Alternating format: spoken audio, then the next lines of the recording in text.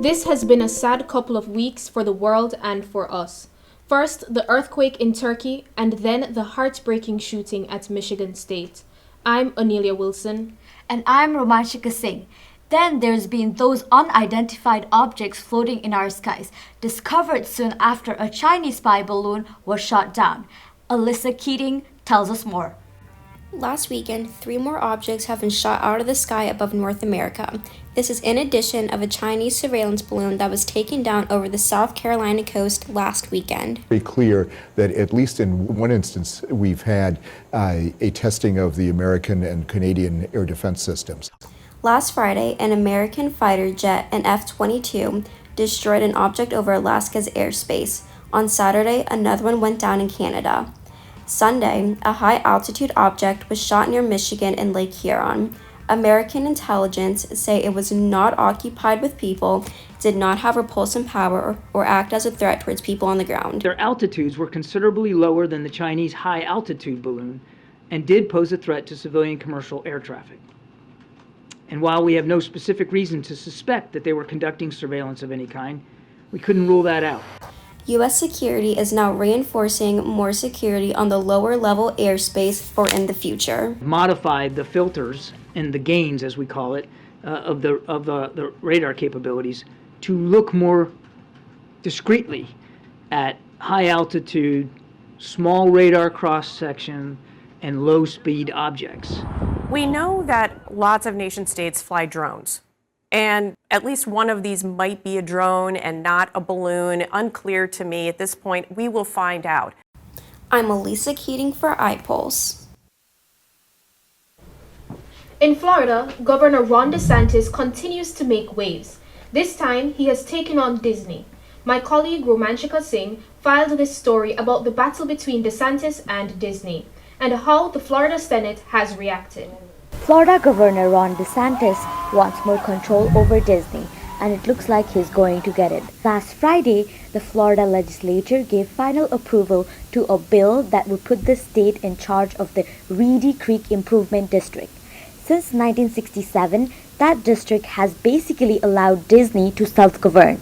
Disney has always been responsible for its own services like power, water, roads, and fire protection, and it didn't have to ask for permission to borrow money or expand. DeSantis threatened to dissolve the special district, but that could have left taxpayers on the hook for millions of dollars. Instead, the state will rename it the Central Florida Tourism Oversight District, and the governor will have the power to appoint all the board members. Disney is no longer going to have self-government. They're not going to have their own government. Disney is going to pay its fair share of taxes, and Disney's going to honor the debt, and that's exactly what this proposed piece of legislation will do. Let's hear how the Senate feels about this. This bill is completely, in my opinion, unnecessary. It's simply a mechanism for the governor to take oversight of a private business. I think that private businesses need to be concerned that if they exercise their First Amendment rights to speak up on an issue, that they're going to be punished by government. I think you're going to have some really good, really intelligent, really brilliant people that are going to be on this board that are going to make sure that the district does what it's supposed to do and work hand in hand with the private company that it represents. I am Romanshika Singh for iPulse News. Governor Ron DeSantis has also injected himself in the state's education agenda, this time blocking the new AP African American Studies course from the Florida high schools. I spoke with Lynn professor Dr. Shari Bisundat, who teaches justice and civic engagement. She believes his motive is clearly political. I also think that he is just on his own political agenda, right? So he's trying to do all of these things in the name of restricting woke culture because he's saying that this is a liberal agenda in its own right, and he's just actually doing a disservice to our students. How many people are going to become invisible once again because of these restrictions? How many people are no longer going to have a voice in our nation? I mean, that's what's at stake here. Let's go beyond politics for a second. right? It's about knowledge and gatekeeping information. Who has access to the kind of information? Who's telling the stories? All of these things are about access and power and knowledge, right? And at the end of the day, these restrictions are going to reduce people's voices. They're going to render people invisible once again. And the history of fighting for people's rights is literally at stake. I'm a brown immigrant woman. Yes, I'm educated. Yes, I have linguistic privilege and a whole host of other privileges. But when people see me, they're gonna see a brown woman. Where is my space here at this point, right? And I'm talking about these things because taking away African American studies, what next are you gonna take away? What's gonna happen next? On to Lynn News. Our students enjoy a unique living and educational situation, yet no one person is responsible for it all. At Lynn, it is a team effort to give the students the best possible college experience. Sometimes, the job falls to student workers known as resident assistants. Chelsea Morin reports. Here at Lynn University, there are faculty members, housing and residence life, and campus safety who work on making this a fun but safe place to live. There is a resident assistant that is also known as RAs in every Lynn residence hall. 618 to base. Starting second round of only proper. Who helps make students feel safe and comfortable while living away from home. Overlooking each RA are senior resident assistants who lead each resident building. Valentina Tasende is the SRA for EML who shares some of the requirements. Some requirements to be an SRA, you have to be good at time management. You also have to be a good team leader because you are taking charge of all the RAs in your building. Also, some good qualities that they look for is that you're open-minded and you're just willing to help. But the main requirement is just to be an RA for a year, and then the rest is just some qualities about you that can contribute to the position. SRA are leaders, but still have regular requirements that the RAs do. Luis Baez is currently a first-year RA who learned how to appreciate his residents individually and help mentor them during their first year here at Lynn. He bonds with his residents through interacting through texting and having conversations with them and just getting to know them on a personal level. Luis shares how he makes his hall welcoming to all of his residents. For my hall, I decided to make some SpongeBob themed posters just to kind of have the residents feel a little bit more welcomed, especially since a lot of them I know enjoy SpongeBob. So I thought it'd be something that I can put up so to make it a more of a welcoming environment, and also they all enjoy it. So it's a great conversation starter as well, and I've gotten some great feedback from it. RAs have duty, which means they are assigned a specific night out of the month to do their rounds, which is check all their assigned halls. Luis has shared that sometimes while being on duty, it can take away from potential plans, but is also a great opportunity to get homework done and get a chance to interact with his residents. Luis shares his favorite parts about being an RA here at Lynn.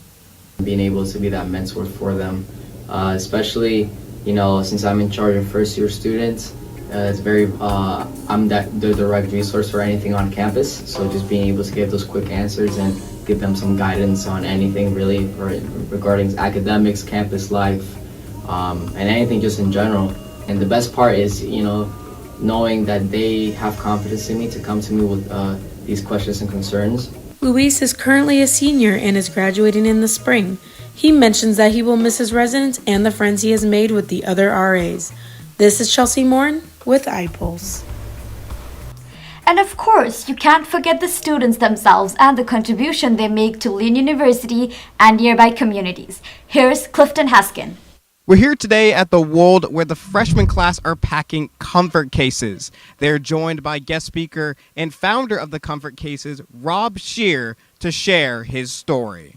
It's all about giving opportunities to children in foster care. Lynn University's Wold Performing Arts Center is where the freshman class packed comfort cases. These comfort cases are backpacks with books, stuffed animals, toiletries, blankets, and other amenities that go to foster children. I feel like it's very important for us to not only help our community but also the world, and I believe this is a great opportunity to get to know our organizations near campus and also try and learn from this experience and try and do our best to change people's lives. Yeah.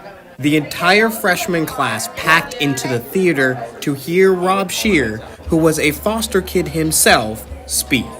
The event was made possible from multiple professors and volunteers arranging seating, lighting, and a slideshow backdrop for the venue. After he was introduced, he walked onto the stage with a small bag he was given by the foster care system. Good morning. Wow.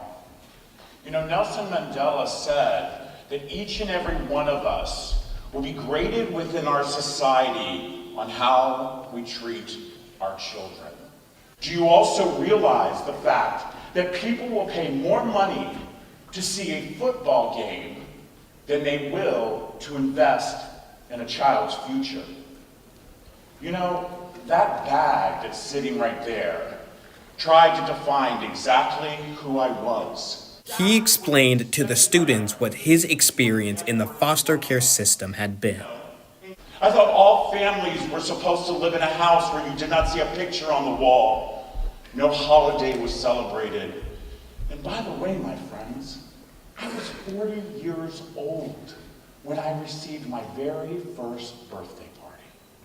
Because see, kids with the F in front of their name, and by the way, I'm not talking about the dirty one, we are treated differently. We are looked at differently. Following Rob Shear's moving speech, the freshmen made their way around the world, packing the comfort cases. Each bag was packed with a note to each of the children. Actually, here at Lynn University, just today, we're changing 1,000 children as they enter the system. So instead of handing someone a trash bag and understanding that kids come in normally with the clothes that are on their back. And so they don't have toothbrushes, you know, they don't have their own pair of pajamas. And it's very difficult, especially when you have emergency placements. These placements in the middle of the night, it's very, very difficult to make sure that, you know, a home has what is needed. And so that's why these comfort cases are so important. So right now, this is 1,000. In the last 6 years, we have done thousands with Lynn University, and we are so excited that each year they call us up and say, let's do it again. And what I really hope is that these kids truly get something out of it and understand that they can make a difference. I think what is most significant about the comfort cases is that it demonstrates how compassionate we are here at Lynn University and how that's something that we want to communicate to students, that even just a small act can make such a tremendous difference to a child in need. From iPulse, I'm Clifton Haskin. In sports, a lot is going on. The Fighting Knights tennis team started its new season with a home game.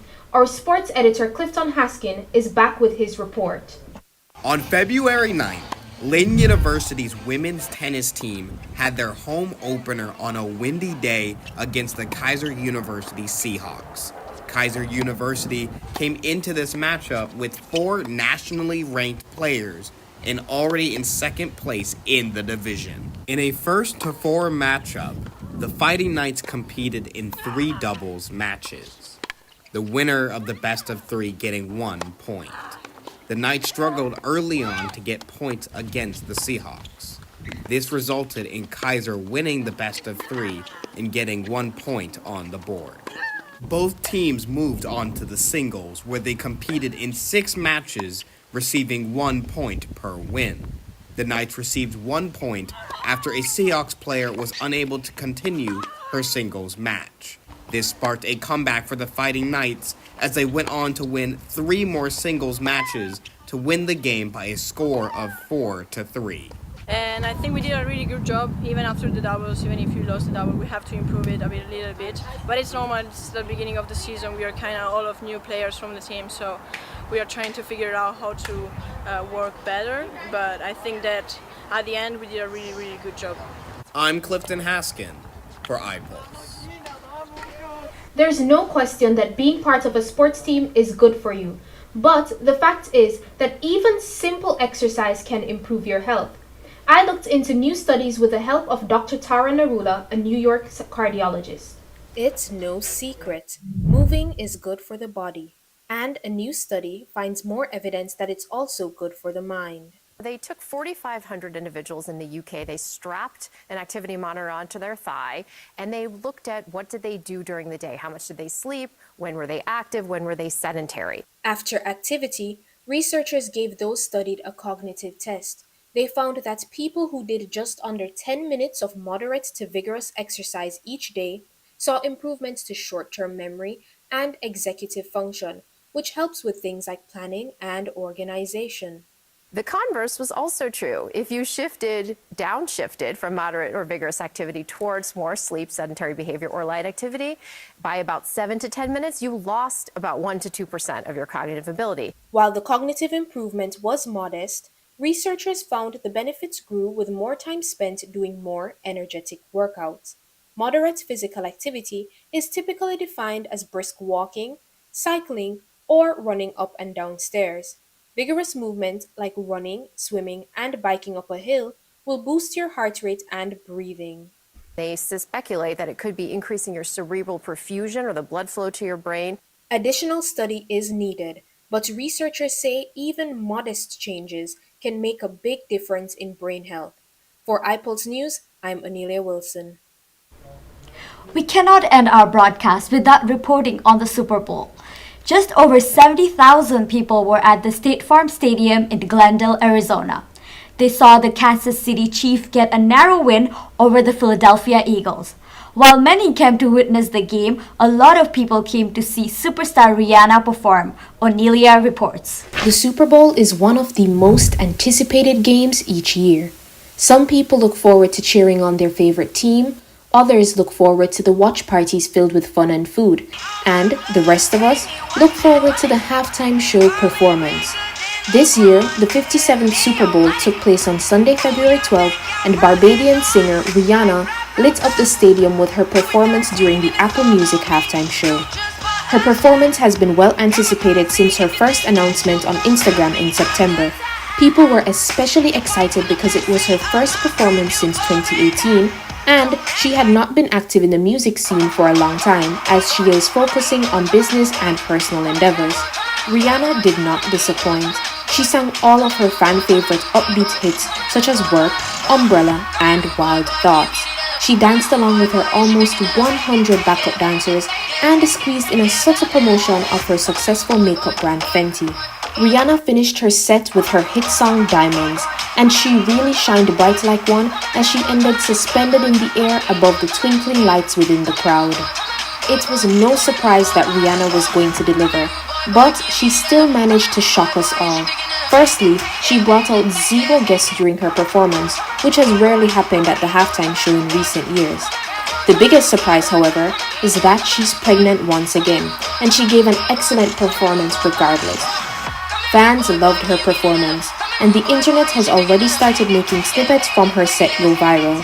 People are still buzzing about the show, but can't help wonder what the pop star would wow us with next. I'm Anelia Wilson for iPulse News. Well, how did fans of Rihanna feel about her performance? Hard to know. One thing we do know is that a lot of people watched it at home. According to Fox Sports, her performance drew 180 million people. Alyssa Keating played excerpts from the performance and talked with 2 viewers about it.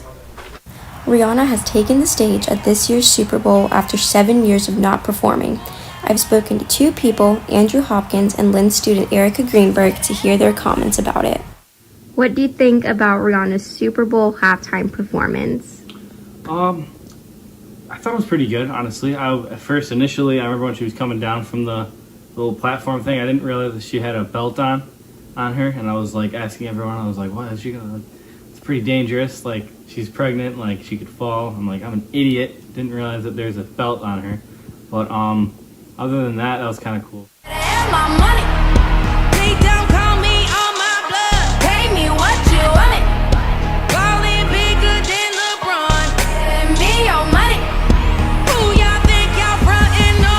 How do you think she did compared to other shows that she's done?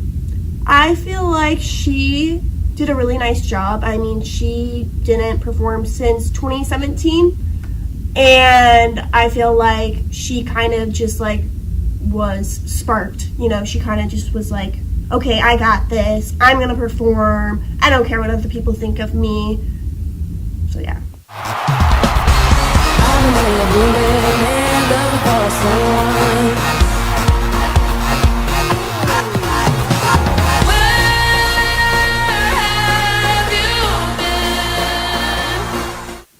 What's your opinion on this being her first show in 7 years? First show in 7 years for her. I think it's really cool. I think there's a lot of artists out there that kind of just fell off and they're done. They're not doing anything anymore, and people kind of expect them not to come back. But a lot of people were expecting Rihanna to come back, and she did. So that's pretty cool. It's not like the biggest thing in the world, but it's pretty cool.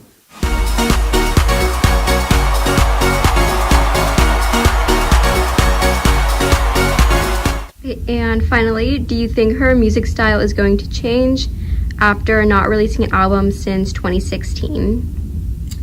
I think so. I think it might change, but who knows? I'm kind of iffy. Yes and no. I'm Elisa Keating for iPulse.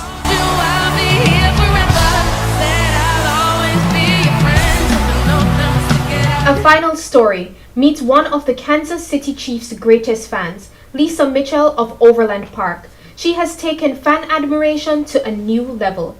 Acquiring a cutout of Patrick Mahomes, the Super Bowl quarterback, she takes him with her everywhere she goes. Clifton Haskin reports. Let's do another one. Lisa Mitchell and Patrick Mahomes have an interesting relationship. Yeah, I take him all around Kansas City and take pictures with him in various places. She found the Chiefs quarterback at a jewelry store years ago, and since then, they travel everywhere. Some people think I'm crazy, but I just love it, and I love Patrick, and it's just fun. You got to have fun in life. They do everything together, stopping by a sunflower farm, making FedEx deliveries, some shopping. Yes, he is more than just a cutout. Their favorite pastime, Patrick and I have fun all over Kansas City. going through Kansas City. Go Patrick, go Chiefs! And capturing pictures like this one with the king and the rest of his kingdom. Chiefs Kingdom, so we all love our Chiefs. It's moments like this Lisa says that the quarterback ruling the field goes beyond football. I'm a huge Kansas City Chiefs fan and obviously a huge Patrick Mahomes fan, so... I'm Clifton Haskin for iPulse. And that's iPulse Live for this week. I'm Anelia Wilson. And I am Romanshika Singh. Follow us on linipulse.org and enjoy President's Day this Monday.